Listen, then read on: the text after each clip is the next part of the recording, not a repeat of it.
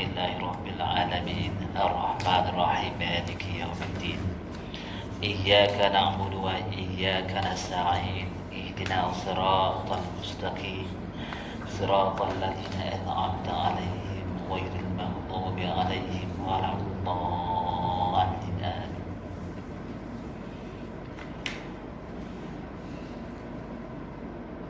Bismillahirrahmanirrahim. Ya Allahumma ya latifu bi khalqihi, ya alimu bi khalqihi, ya khabiru bi khalqihi, ulutuf bina ya latifu ya alimu ya khabir. Aghithni ya Allah ya Rasulullah, la ilaha illallah Muhammad Rasulullah. Qala musannifu rahimahullah ta'ala wa nafa'ana bi ulumihi fi darain. Wa huwa alladhi khalaqal insana fi ahsani taqwim wa ja'alahu majma'a awsafil hawadisi kulliha takriman lahu wa ta'zim. Dan ialah Tuhan yang menjadi ia akan manusia pada seelok-elok kejadian. Itu dan menjadi ia Allah akan dia manusia tempat berhimpun segala sifat bagi sekalian yang baru ini, kerana memuliakan baginya insan dan kerana membesarkan dia. Baik.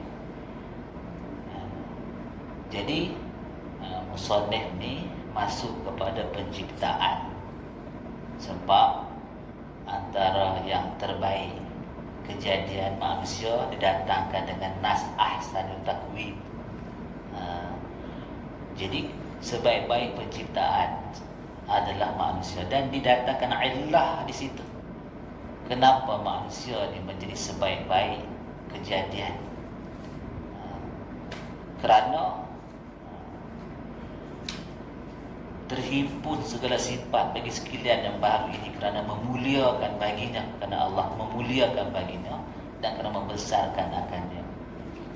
Jadi berdasarkan buah firman yang lain, ada komentar daripada ulama-ulama adalah firman Allah fi anfusikum afala tubsirun. Kemudian ada perintahan Allah kepada malaikat, iz qala rabbuka lil malaikati isjudu di Adam fasajadu ila iblis, sampai ke tahap penghormatan kepada manusia. Ini perintah Allah. Allah perintahkan para malaikat sujud kepada manusia, kepada Adam yang kan adalah iblis. Maka ulama mencukir rahsia di sebalik keistimewaan manusia ni. Maka disebut keistimewaannya tempat tajallinya Allah, majlah tempat tajallinya Allah, maknanya nyata segala kesempurnaan Allah. Kan kita berdalilkan alam ini kepada wujud Allah, kita berdalilkan alam ini kepada sempurnanya Allah, kita berdalilkan dengan alam ini kepada agungnya Allah, esanya Allah. Sedangkan alam ni menurut dalam kitab ni kesempurnaan kejadian kerana menghimpunkan seluruh kejadian yang baru ni kepada kejadian insan itu terhimpun. Rumputnya bersujud, roh-rohnya, kemudian segi akalnya, segi nafsunya, ada unsur haywani, ada unsur malaikat, lengkap kepada insan ni. Malaikat, haiwan, tumbuh-tumbuhan, segala asya di tubuh manusia ni mewakili dalil kepada Allah Subhanahu wa ta'ala. Ini yang menjadi suatu kisah yang menjadi perdebatan, jawapan oleh Imam Abu Hanifah kepada soal ad-dahri. Bila ditanya tentang Allah di mana, di tubuh kamu ada bukti. Bila ditanya Allah sebelumnya ada apa, selepasnya ada apa, pada tubuh kamu sebagai bukti. Maka tahqiqlah jawapan tu. Bila ditanya tentang kewujudan Allah ada ke tidak, di tubuh kamu ada bukti. Mati akai ad-dahri dengan jawapan yang diberi, kita boleh semaklah perdebatan yang berlaku di antara Imam Abu Hanifah. Jadi ulama batin ni melihat tubuh manusia ni tempat tajallinya Allah, itu rahsia manusia paling sempurna. Kerana paling sempurna manusia menghimpunkan seluruh jenis kejadian. Mengapa jadi macam tu? Kerana Allah takrim, memuliakan dan membesarkan manusia. Baik. Jadi kalau kita nak mengenal Allah dengan kaedah man arafa nafsahu maka arafa rabbahu. Siapa mengenal dirinya, maka dia mengenal Tuhannya. Bila sampai satu peringkat yang jizbah kurniaan Allah, wa man arafa rabbahu fasadan jasad, hilang keakuan diri, hilang perbuatan diri dalam jazabatul ilahiyah, dalam kurniaan pembukaan batin. Sebab tu bila kita lihat hakikat ni, potensi membahaskan makrifah ni, Allah kurniakan roh di tubuh ni lah. Maka bila tanya tentang roh, urusan Tuhan, kebijaksanaannya, kesempurnaannya akan balik kepada apa? Urusan Tuhan tu. Sudah tentu balik kepada Jalla dan Azzanya Allah. Maknanya segala kesempurnaan dengan sekalian sifat istighna yang sebelah itu, segala sifat kesempurnaan yang termasuk dalam sifat iftikar yang 9, 11 campur 9, berbaliklah jadi 20 sifat. Kembali kepada la fa'ila illallah, kembali kepada la qadirullah, muridullah, sami'un, sampailah la mawjuda illallah, sekira-kiranya dengan kurniaan Allah. Wassalatu wassalamu ala sayyidina Muhammadin sahibil ayatil bayinat wa ala alihi wa sahbihi ulil fadli wal karamat. Bermula rahmat dan salam, rahmat dan salam penghormatan atas penghulu kita Nabi Muhammad, yang mempunyai beberapa tanda yang nyata sekaliannya, dan atas keluarganya dan atas segala sahabatnya. Nabilah mempunyai kelebihan dan karamat. Jadi maknanya di sini bila sebut salatu wassalam, kita maklumlah as-salat itu dalam bahasa doa, salli alaihim fa innaha sakinun lahum.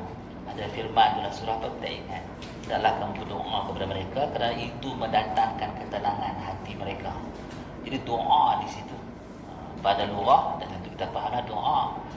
Kalau kita faham solat itu sembahyang, kenapa tak ada rukuk dalam solat jenazah? Jadi solat jenazah itu lebih kepada doa lil mayyit. Maka kekhilafan mazhab Syafi'i, sebahagian mengatakan jika nak dia doa solat pada lugah, tak sunat sahaja berwuduk, muktamadnya mesti berwuduk, pasal dianggap solat juga. Itu muktamad lah, biasa ulama bercakap tentang muktamad, supaya menjadi amalan orang-orang awam ni tak pening kekhilafan akwal dalam mazhab. Kemudian salam, memang Nabi mendapat kemuliaan dan bertambah-tambah kemuliaannya kerana salam penghormatan yang kita sampaikan, yang disampaikan oleh umat-umatnya. Maka berketinggianlah Nabi ini tadi dengan faedah salam. Dan kita tadi guru adab cakap macam tu. Cuma kita wassalam di sini memberi salam penghormatan kepada Nabi, dan juga dalam kita sembahyang wassalamu alaina, kita juga mohon keselamatan kepada kita semua. Jadi kalau kata Nabi ini sudut mana? Sudah haibatullah, kan Allah maha sempurna. Aqsal ghayah dipanggil, tak ada akal boleh mencapai kesempurnaan, haibat, keagungan Allah. Maka selain pada Allah akan berdepan dengan keagungan yang boleh mendatangkan rempah hina sungguh, supaya Nabi ini jadi mendapat selamat daripada sudut tu. Bukan selamat daripada api neraka, Faham itu salah pasti dia maksud. Baik.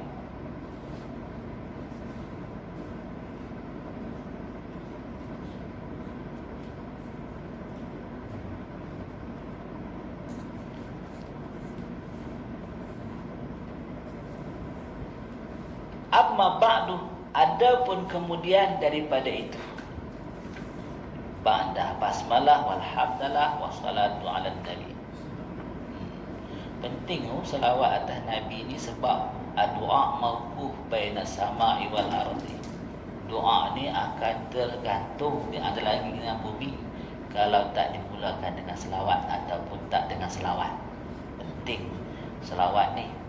Kita dah sebut dah itu hari antara kepentingan dan farak perbezaan antara selawat bitta'ah wassalawat mendatangkan tawassul, jadi mensegerakan sesuatu permohonan hajat kita dengan Allah. Amma ba'du, adapun kemudian daripada itu, maka inilah satu risalah yang kecil pada menyatakan ma'rifatullah, pada menyatakan ma'rifatullahi ta'ala, dan pada menyatakan nazar yang menyampai ia kepada ma'rifah. Inilah baru masuk perbahasan pada nak menerangkan ma'rifatullah dan pada nak menerangkan nazar yang menyampai ia kepada ma'rifah. Alatul ma'rifah bil akli, sebab tu akli yusbitu ilmin. Maknanya kita tak boleh nak capai ma'rifah kecuali dengan alat je. Alat dia adalah akal. Tetapi nak sampai kepada ma'rifah kena ditengahi ilmu dulu. Hasil akal adalah ilmu. Pokok akal membuahkan ilmu, tak membuahkan ma'rifah. Habis ma'rifah buah dia daripada pokok ilmu. Pokok akal keluar buah ilmu. Pokok ilmu mengeluarkan ma'rifah. Itu dibahas oleh ulama. Lalu pernah ditanya orang kepada Junaid Al-Baghdadi rahimahullah tentang makrifah, maka berkata Junaid Al-Baghdadi, yang dikatakan makrifah itu wujudu jahlika 'inda qiyami 'ilmihi qablahu. Wujudul ilmi, adanya pengetahuan, wujudul jahli 'inda qiyamil ilmi. Maksudnya kejahilanmu akan ada apabila nyatanya pengetahuan Allah. Macam mana tu orang tak faham lah. Lalu kilalahu, ditanya orang, dikata orang baginya, zidna, cuba tambah sikit tuan. Yang kata makrifah tu ada kejahilan engkau di ketika zahir ataupun di ketika nyatanya ilmu Tuhan. Apa makna tu? Wal arifu wal ma'rufu. Katanya Syekh Junaid, wal arifu wal ma'rufu. Orang yang mengenal itu, orang yang dikenal pun tak faham juga. Macam mana? Annaka jahilun bihi min haisu anta. Engkau tetap jahil dari sudut engkau, Allah tetap mengetahui dari sudut Allah. Hakikatnya Allah mengetahui itu asal tak ada nak lahir keluar pi kat siapa pun. Kan sifat ma'ani berdiri dengan zat. Mana boleh dia tumpak, cuma dia takluk dia bukan takluk taksir ilmu tu. Takluk inkishaf. Tak, takluk dia kepada mustahil, harus dan wajib. Yang taksirnya takluk kudrat, yang menjadi dan mentiadakan sesuatu. Mana mungkin sifat ma'ani berdiri kepada zat tu tercubit satu juzuk mai kat kita. Bila kau tahu macam tu, maka kau tetap jahil. Itulah diri kau. Itulah makrifah. Itulah pengetahuan. Kau boleh pelik lah macam mana nampak. Okay. Jadi kan sifat Allah ni wadahnya, dia bukan berdiri dengan yang lain, bukan ada pada zat lain. Ilmu tu ada di zat Allah. Jadi jangan tanya ada zat dulu ke atau ada zat dulu ke ada ilmu dulu. Jangan tanya macam tu. Pasal yang tu benda baharu. Tapi hakikatnya dia tak melahirkan, dia tak mewariskan, dia tak menelurkan kepada yang lain. Diri dia tetap diri dia yang berilmu alimun. Dia kerana ulama kasyaf ni melihat kudrat itu diri zat. Sebab kalau inkishaf tengok hitam itu adalah batu berhitam, maka dengan makna tu qadirun bizatih. Mu'tazilah tak nampak macam tu. Dia asingkan. Kemudian datang ilmu. Jadi hakikatnya Allah tu berkuasa bila ilmu duduk kat dia. Bila kudrat duduk kat dia. Tu Mu'tazilah. Ahli kasyaf dah. Ahli kasyaf dia sememangnya kalau kita katalah sifat dengan zat tu berbeza, jumpa waktu dengan akal je. Tapi bila disingkap sitrah hijab, Nabdullah, habis itu qadirun bizati, dia berkuasa dengan zat dia, tak payah berkuasa dengan sifat kudrat yang berdiri dengan zat. Itu Asy'ariyah. Yang tu faham tak? Yang tu macam belik-belik noh. Benda tak boleh nak tunjuk. Contohlah sifat zat bagi baharu. Sifat zat bagi baharu tu mana-mana. Kita kata sifat zat tu kudrat, iradah, ilmu, hayat pada Allah. Bagi baharu, sifat zat dari mana? Sifat zat dia gerak dan diam tu lah. Cuba tak ada gerak, tak ada diam, mana boleh. Yang kita nampak zat tu, bukan gerak tu. Gerak tu tak ada. Jadi maknanya ketika kita nampak zat tu, habis sifat tu dah dekat dia tu lah. Ataupun kalau hitam, kalau putih, ada beza. Itu sifat. Yang sifat kepada zat. Ataupun kita bagi sebagai wujud. Ada tu, sifat ada tu, adakah? Buku dalam kotak, pula ada. Bila zahir, ada tu diri zat tu lah. Sifat tu, sifat menasiah tu, sifat zat tu lah, sifat nafsiah tu. Sifat ma'ani itu diiktibarkan macam kudrat iradat tu. Mana sifat ma'ani bagi baharu ni? Bentuk tu, warna tu. Itu sifat ma'ani bagi zat. Yang tu mana pula kan? Dia sakit kepala sikit lah, tapi tak apalah. Nak ceritanya sifat Allah tak keluar langsung daripada zat dia. Maka tak kala tu kata Junaid Al-Baghdadi, innaka jahilun bihi min haitsu anta, dan engkau itu sebenarnya jahil dari sisi engkau hakikatnya. Ketika itu baru kau kenal Allah yang zat bersifat ilmu, yang zat itu sempurna. Ketika itu baru dikatakan ma'rifah. Ma'rifah Allah, ma'rifatullah. Ma'rifah tu apa tak faham, dihilangkan mudhafun ilaih, dibagi idhafat bayaniyah. Ma'rifatullah, sadaran, menerangkan, menjelaskan ma'rifah tu apa, akan Allah. Hendaklah sampai ke tahap tu. Takkah nak sama macam man arafa nafsahu faqad arafa rabbahu, wa man arafa rabbahu fasadal jasad. Jadi itu keadaan dia.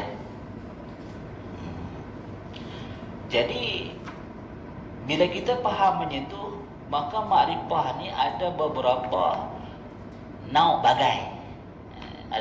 Jadi bagai dia berapa? Nanti dia cerita. Ini macam pelik dia, selalu makrifah ni tahu dalil makrifah lah kan. Ni makrifah apa pula? Dia ada dua nauk. Dalam kitab ni dia cerita dua bagai makrifah. Yang kita baca ni kitab Ahlillah. Sumber bahas di dalam ni adalah Ahlillah punya makrifah. Sebab tu makrifah pada Ahlillah ta'rif dia berbeza. Ta'rif sendiri, diri pengenalan tu pun berbeza makna dengan diri pengenalan yang bukan Ahlillah. Jadi apa dia? Tahqiqul ilmi biwahdaniyatillah. Itu makrifah Ahlillah. Ta'rif makrifah dia. Yang bukan Ahlillah, yang ahli kalam dengan yang sah dengan syariat ni, apa dia, al-jazmun mutabiqatu bil haq ad-dalil tu, lidalil tu. Al-jazmun mutabiqatul haq ya ad-dalil. Itu suatu keyakinan yang bertepatan dengan yang hak bil aqli atau bil syar'i itu. Nah, ad-dalil dan ada dalil. Wujud dalil, maka itu dipanggil makrifah yang kita selalu dengar. Jadi dulu nau lah situ.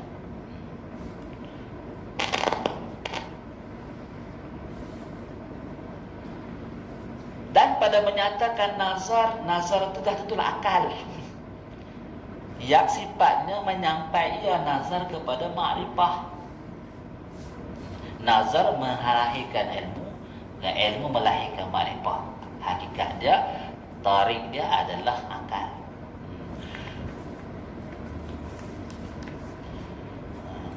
Ketahui olehmu bahwasanya ma'rifatullah dan nazar itu awal-awal yang diwajib atas kita.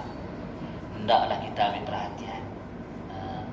Perkara awal wajib bukanlah solat, tapi dalam rukun Islam pun asyhadu an la ilaha illallah, di sana ada nazar.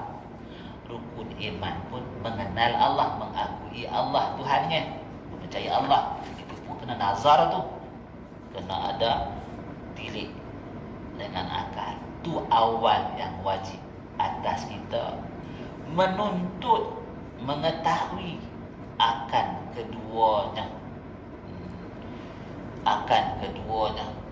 iaitu ma'rifatullah dan nazar itu sendiri. Mengenal Allah memanglah wajib, tetapi tarik nak ke situ pun la yatimul wajibu illa bihi fa huwa wajibun lah juga. Maknanya tak sempurna, tak boleh pun nak makrifah kalau tidak dengan nazar. Akhirnya nazar pun jadi wajib juga. Macam tu. Kedua-duanya dia kata wajib atas kita menuntut mengetahui akan kedua-duanya makrifah dan nazar. Ini yang timbul hukum akli tu.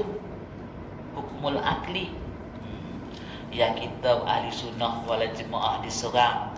Ilmu kalam ni ilmu Yunani, ilmu kalam ni ilmu falsafah.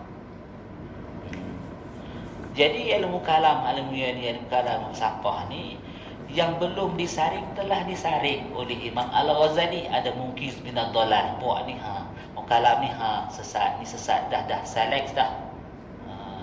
Dia bukan murni falsafah yang tak ada punca tau.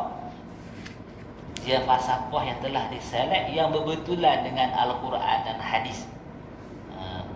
Jadi kalau semua nak tunggu Nabi kata baru nak boleh buat, jenuh, tak ada kias lah lagu tu. Tak, jadi selagi tak bercanggah dengan nas, malah tafakaru fillah wa tafakaru fi ala ilah wa tafakaru fi khalqillah wa tafakaru fi ala ilah zatillah. Tafakaru fi ala ilah wa tafakaru fi zatillah. Itu kan tafakar tu. Tu kalau ulama ke hadis, ustaz.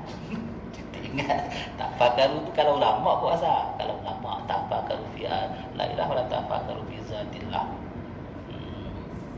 Wazkurunallaha wa wazkurunallaha qiyaman wa qu'udan wa ala junubin wa yatafakkaru. Jadi apa maksud dia tu? Ada nas suruh fikir, nazar lah. Tafakar tu nazar lah. Suruh guna akal, gerakkan akal tu. Maka yang dimaksud gerak akal tu tadi ke Allah tu dah dibuat oleh ulama dah. Tiba-tiba sembrono yang buku ahli kalam ni sesat. Tu lari, saya jumpa tu orang lari. Kuliah ilmu sifat 20 tak tahu. Tanya pasal apa Haji Takbi. Sesat tu kalam. Allah. Kan. Aduhai kan. Mana Nabi bawa tu? Nabi tak bawa.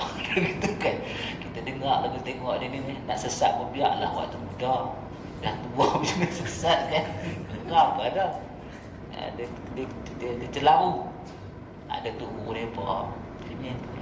Dia pun dulu tak macam tu. Tapi dah ada tu guru yang macam tu.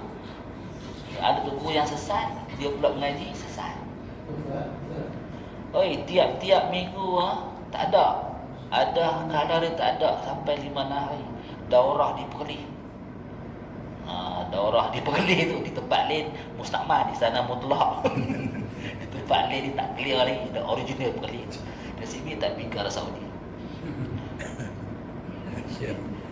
Lari.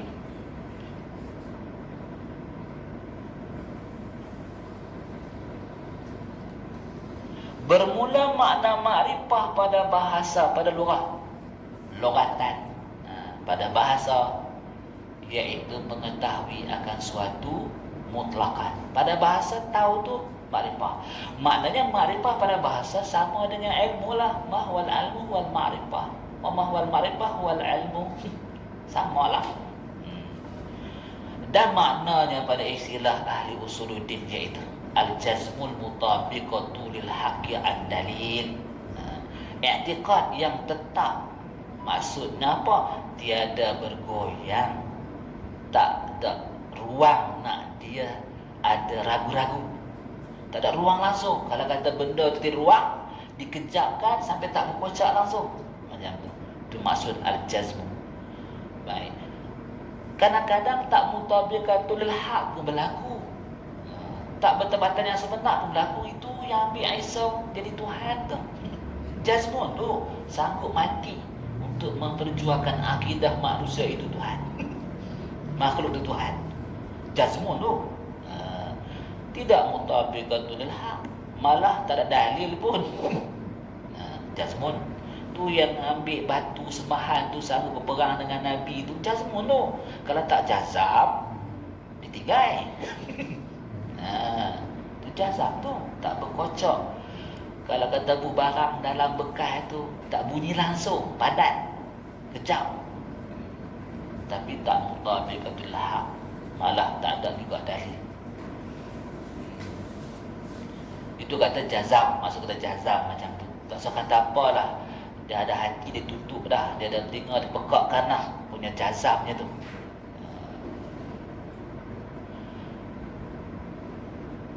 Yang lagi-lagi yang muafakat, i'tiqad, itu bagi barang sebenarnya. Jadi ada dua tafsir lah. Satu tafsir lil aqli munasabat syar'i, asas dia syarak lah. Maka akal ni tadi pun salah satu asas juga untuk awal nazar. Maka selagi nazar itu diguna yang berbetulan dengan Al-Quran dan hadis. Wakil satu separuh dua. Contoh, kalau ada dua Tuhan, tak ada alam ni. Pasal apa? Pasal dua-dua bukan Tuhan. Sama ada dia berkontra atau berkompromi nak mengadakan sesuatu, tetap juga dua-dua bukan Tuhan. Pasal apa? A tak boleh mentiadakan apa yang diadakan oleh B. Kalau A boleh tiadakan, maka A lebih kuat pada yang had daripada B. Hakikatnya mereka dua-dua daripada Tuhan. Akhirnya A pun bukan Tuhan juga lah lagu tu. Yang tu yang orang tak faham tentang situ tu. Dia kata ada dua-dua Tuhan. A buat malam, B buat siang. Apa masalahnya? Kan ada juga siang dan malam. Masalah dia bila A tak boleh buat malam dah, pasal B dah buat dah. Bila A tak boleh buat malam dah, pasal B dah buat dah. B pun tentu tak boleh buat siang, pasal A dah buat dah. Dua-dua bukan Tuhan dah. Tang situ tu walau dah cakap pasal apa? Bukan dua-dua Tuhan, pasal satu Tuhan kan boleh jadi. Pasal dua-dua tu sejenis yang tak berkuasa, maka dua-dua bukan Tuhan. Hakikatnya bila ada dua Tuhan, sudah tentu alam takkan ada. Hakikatnya alam kan ada. Jadi sudah tentu kembali kepada satu Tuhan. Akal itu ada tak Al-Quran kata Allah tu satu, Tuhan satu? Ada. Maka akal yang macam itulah yang suruh tafakar tu. Dia tak bergerak pakai nas lah. Tak pakai wadaniyat, pasal bid'ah. Aduhai kan. Tak nasi yang pandai. Tak nak nikah pandai, tak hawa nafsu pandai. Tak situ dia disesat kali.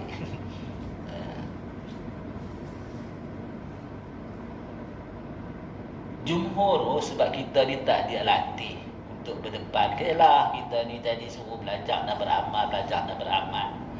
Tiba-tiba ada yang jenis langgar tak bagi, tak langgar dengan langgar dengan tak ambil kira bi'ah keadaan yang sebenar. Lepas tu dapat pula ajaran yang tak betul macam betul. berdepan dengan kita yang nak beramai ni, lambatlah nak jawab. Tapi sebenarnya jumhur ukala, jumhur orang yang berakai, bukan ukala ni bukan ukala kita pun berakai juga. Ukala di situ orang yang ada khibrah. macam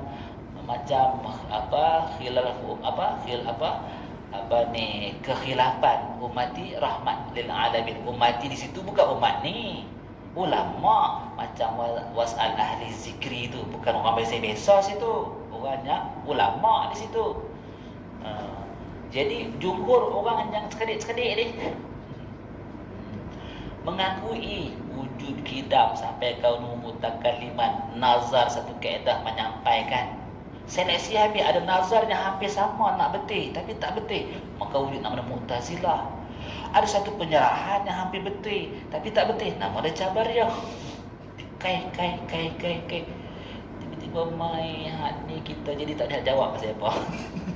Pasal kita belajar nak beramai, niat kita tu kan belajar nak beramai, bukan nak gaduh-gaduh. Sebenarnya kita ada hujah yang kuat.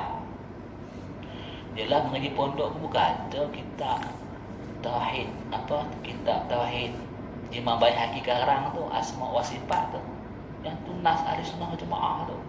Ni kalau hafal tu tak ada boleh tu. Kita boleh kita tak hafal. Lepas tu tak buat bengkel pula, orang yang pandai tak buat bengkel pula bagi orang yang tak reti-reti ni kan. Cuba buat satu kursus, ni nas dia hafal dulu, hafal tu cara nak menyampaikan nas. Kalah Wahabi tu. Tunggin. Pasal memang diakui kaedah ni dipegangi oleh jumhur ulama. Takkan benda yang tak boleh lepas pada akal dan syarak menjadi pegangan jumhur. Mesti kukuh sungguh. Jadi kita tu setakat hari ni bersyukur kita jadi Wahabi itulah. Tak lawan kita tak reti. Gitu kan. Tak cukup alat. Bukan pandai pun apa, suka Arab tak reti. Gitu kan. Depa bi terepoi ni, pum sama depa pun kata juga. Depa sendiri pun tak ketahuan juga tak? Lemah. Ya, dengan orang yang hemoi tu lemah. Dia tak ada rasa berdosa, nak kata kat ulama. Tasawuf tanpa ada segasi itu ayat acang sesat. Orang macam ni manusia ke haiwan, wallahu a'lam. Gitu kan. Dengan tahap yang kita terkejut. Biadab sangat.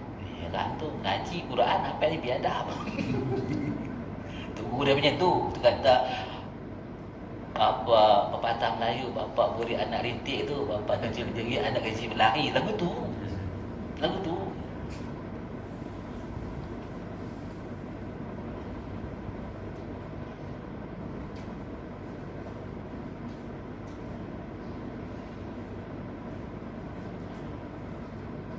Dan lagi bagi barang lagi yang muafakat i'tiqad itu, bagi barang yang sebenarnya lagi diambil akan dia daripada dalil akli dan dalil Al-Quran, dari nakal hadis wal Quran,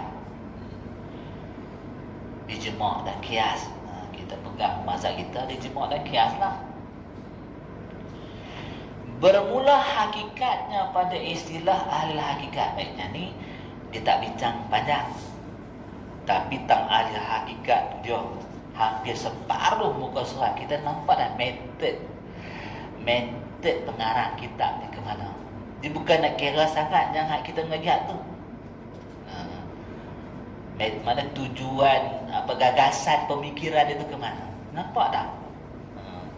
Barangkali dia sekedik kerana kecenderungan musannif ni ke arah ilmu pembukaan batin ni, bukan golongan batinnya, yang itu satu istilah golongan sesat lah. Nak membuka ilmu sebenar yang batin ni, kitab ni tak menjadi bacaan lah pula. Barangkali yang qari ataupun yang pembaca tu tadi tak pernah tempuh pun apa yang dibahas dalam ni, atau dia sendiri menolak hakikat ni.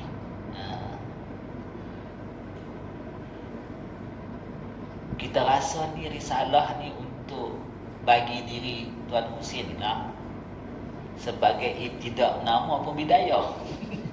Bidayatul talibin ila ma'rifati rabbil alamin. Bukan tinggi. Bukan pada tinggi dah. Ini pada asas yang diletak dalam kitab dicubit supaya jadi panduan kepada orang yang mencari kebenaran dalam hal akidah benar Asy'ariyah. Tetapi di sana ada sudut-sudut yang masih ada ruang lagi supaya kalau kita nak mencari kebenaran dan berhubungan dengan Allah tanpa ada kekeliruan batin, maka disediakan jalan satu lagi. Ini selesai dah, tapi satu lagi belum selesai. Semayang selesai dah, tapi ada riak, hak batin kita tak selesai lagi. Contoh lagu tu lah kan. Ini tak ikhlas ni, tak selesai lagi. Tak ikhlas. Dia lagu tu tak semayang. Bebai lah kan. Tapi itulah package dia. Ada tauhid, ada fiqh, ada ihsan, ada tasawuf. Tasawuf ni biasa tertinggal jauh sikit. Kalau dibawa pun akhlak, makan sikit, tawaddah, macam tu kan, bercakap lembut, bermaaf. Tang intipati macam mana dengan fardu ain yang dilihat oleh tasawuf pada mengenal Allah tak dibawa masuk. Situ tu kenapa terlari sikit tu, terlari, tak package. Sebab tu Tuan Husin dia ambil yang asas tu masuk. Asas dia sampai letak yang ahli sunnah mukasyifin tu. Orang yang kasyaf tu macam mana ahli sunnah macam mana. Itu yang jadi masalahnya. Lalu tak boleh nak pandang. Bukan tak boleh, tak ada jalan nak membuang segala sangkaan berpegang dengan makhluk. Tak ada jalan.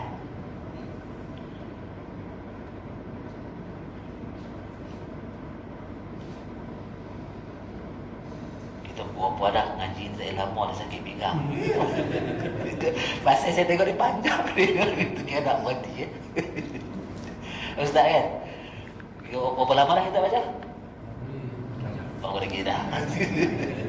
Ini kira ni setengah jam. Kita ambil 10 minit tengok boleh kot. Sejam lagi dia insya-Allah.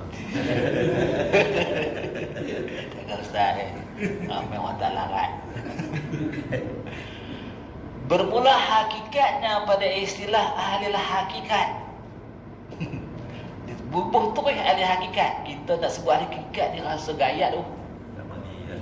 Hei, tak mandi. Saya kira orang kata batiniah lapar kan. Tak tahu sih tak kira. Ni makrifah bagi ahli hakikat. Kalau berbangga sebagai ahli hakikat, kena faham macam tu si faham ni. Masya-Allah. Jangan dia pandai sebut. Macam mana makrifah tak gitu. Dia package ni. Di sana ada tiba sabak tahu kan tengok sekitar tu. Ni nauk yang kedua lah, makrifah nauk yang kedua, bagai yang kedua. Telah berkata Syekh Ahmad Khamash Qanawi, iaitu sifat bagi seorang yang mengenal ia akan hak Ta'ala dengan segala af'alnya, dengan segala af'alnya, dengan segala perbuatan-perbuatannya, atau dengan segala asma'nya, atau dengan segala sifatnya Allah telah, atau dengan satu daripada salah suatu daripada segala yang tersebut itu. Mengenal hak tu. Habis apanya? Bila kita bahas tentang af'al Allah, kita dia mulakan af'al senang tu. Apa jadi? Kenallah kita tiada sesuatu pun yang berbuat ni kecuali Allah sajalah. Mestilah begitu. Takkan kenal Allah ada perbuatan, bila kita ada buat tu tak kenal nama dia tu. Bila Allah Ta'ala ni memiliki perbuatan, wallahu khalaqakum wa ma ta'malun, ataupun wa ma ramaita iz ramaita walakinna Allah fil khalqi awil kasbi lah. Mana sama ada pada perbuatan apa ni, pada penjadian, penciptaan, atau pada usaha ikhtiar tu. Walakinna Allah rama, wahai Muhammad. Hakikatnya perbuatan dia. Hak tu. Bila kita kenal Allah berbuat, maka tiada yang lain berbuat. Sudah tentu macam tu. Wahdatullah pada af'alnya. Atau dengan asma'nya. Sebab asma'nya menunjukkan musamma. Ada asma' ada asma' zat, ada asma' sifat, ada asma' perbuatan. Jadi bila kita katalah dia tu tadi qadirun, asma' bagi kudrat. Zat yang bersifat kudrat. Asma situ. Nama bagi zat yang bersifat qadirun, muridun, alimun, sami'un, basirun, mutakalim itu asma. Ada asma nama bagi zat itu Allah Taala. Hakikatnya siapa yang berkuasa? Allah lah yang berkuasa dah. Hakikatnya siapa yang berbuat? Allah lah yang berbuat. Maka mengenallah kita tidak sesuatu pun yang berbuat hanya Allah, dan tidak sesuatu pun kerana sesuatu kecuali kerana Allah. Pasal punca dia Allah bersebab ma'ani. Sebab ni dan musabab ni tiada satu kuasa, tiada kudrat pada sebab mendatangkan musabab. Sebab musabab yang disebabkan. Mana sebab tu hasil, musabab tu punca. Nah, itu kan. Musabab tu punca. Apa hasil dia? Sebab tu lah. Makan tu musabab. Disebabkan makan, sebab dia kenyang. Nah, tiba-tiba tak ada kudrat dekat, kuasa dekat nasi makan pada mendatangkan kenyang. Habis yang duk berlaku tu dengan apa? Tanya dia dengan apa? Tak ada apa yang hadang yang lain lah. Maka itulah dikatakan mengenal fana ke tidak? Belum fana lagi. Pasal fana dia melalui suatu keadaan yang di luar mampu makhluk untuk mendapatkannya atau menolak dia. Sebab dia bangsa wahbiyah, bangsa kurniaan. Sebab itu dikatakan fana tu hakikat apa? Orang tu tidak berkesedaran di waktu dia berkata. Selepas dia jaga, dia pun tak tahu apa dia kata. Sebab laisa bil aqli. Itu maka fana. Itu fana yang dilalui oleh orang yang fana lah. Dia cakap apa dia ingat tak kita tu. Fana ni nisbah kepada tak ada akal. Dia teringat. Dia mengalami sutuhiyat, pembukaan yang mengejutkan macam tu. Timbullah kefanaan. Habis kita ni diajar supaya berlatih apa? Tapak-tapak fana tu supaya dapat kurnia fana ni mazmumah kan mahu dah. Cerita gitu kan. Mahu dah. Bakui. Jadi harap-harap dapat kurniaan kebagusan fana tu. Maka pandanglah dengan hati. Pandanglah dengan hati. Macam tu. Sebab tu kalau kita tadi bila kita bila melihat tiada perbuatan lain, boleh kita cakap ni bukan. Ini semua perbuatan Allah ni boleh. Tak mentahkikkan bahawa ini bukan perbuatan Allah baru. Betul-betul. Boleh cakap macam tu, tak ada masalah. Cuma kena ada adab, jangan sampai mendatangkan makna penghinaan. Babi tu Allah Ta'ala buat, tak boleh lah. Tapi boleh nak bercakap semuanya Allah Ta'ala buat. Pada hukum syarak boleh. Dibahas lagi kitab tauhid disebabkan hakikat af'al Allah tu qadim atau baru. Jelas dah kat situ.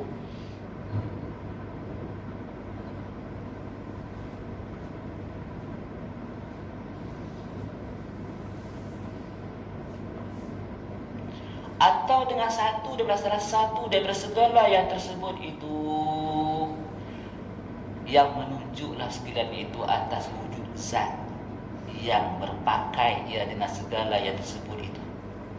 Af'al menunjukkan zat Allah, sifat asma pun menunjuk pada zat Allah. Dan elok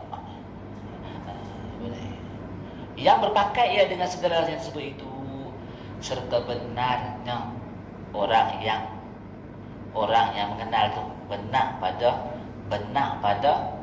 mengenal Allah lah yang af'al. Apa ni Allah lah yang hakikatnya mengenal hanya Allah lah yang punya perbuatan, asma, sifat, dan berpakai semuanya itu tadi oleh zat Allah.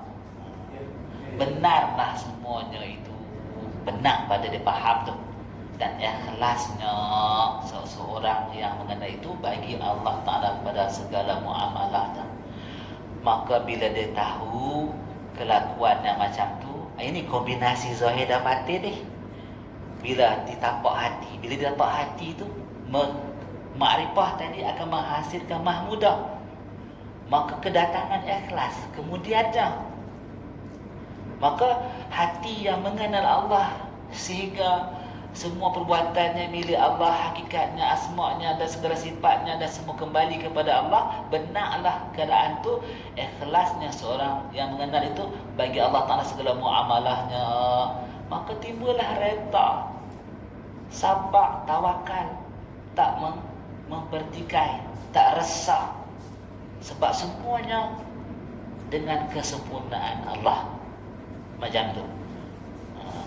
Kalau tak berhasil ni, muamalah nak baik sangka dengan Tuhan takkan berhasil.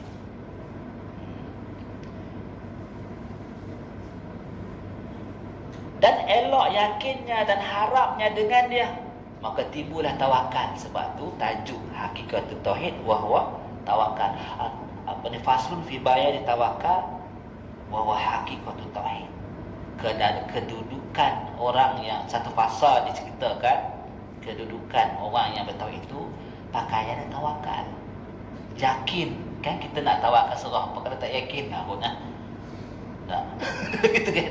Setelah kita bertawakal, tiada lagi kelakuan-kelakuan yang menggambarkan kita tidak yakin. Itu penuh harap, tenang, kelakuan dan tenang, ringkas, semuanya dihadap kepada Allah.